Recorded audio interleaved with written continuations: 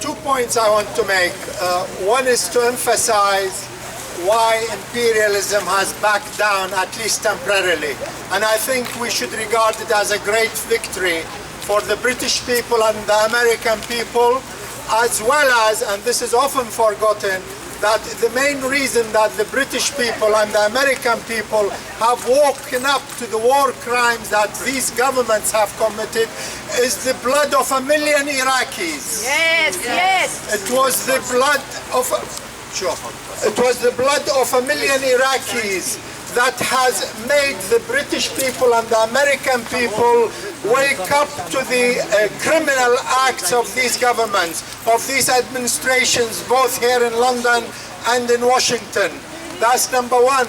And number two, let's always remember that joining anti-war movements and peace movements is something which is a duty on all of us, and we should not be discouraged by those who claim that protest doesn't work or that the people have no power. On the contrary, the people have enormous power, and one of the power they can wield is to oppose war and oppose it actively, and to support those people who are oppressed by these wars. The Iraqi people, the Palestinian people, the Syrian people, the Egyptian people. It is all these people of the area which are being threatened by war and devastation. And on the Iranian people who are being lined up as the next target for attack and war by imperialism. I finish on this. Let's keep our voices strong, and let's always expose imperialist designs and victory to the people of the Middle East. Thanks very much, Sammy. Now we have Aaron Keeley, who's the NUS Black Students Officer. Aaron.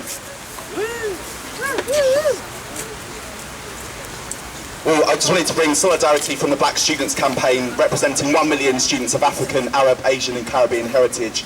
And I say that because when it comes to the war on Syria, the majority of humanity is totally against any Western intervention in the area and supports peace and justice and a peace process. And I think that's what we're all here campaigning for, because actually if you support justice for anyone in the Middle East, it means that you're actively opposed to the United States bombing it to bits. And we don't have to look very far and back in history to see exactly the role of the West across the world, and particularly in the Middle East.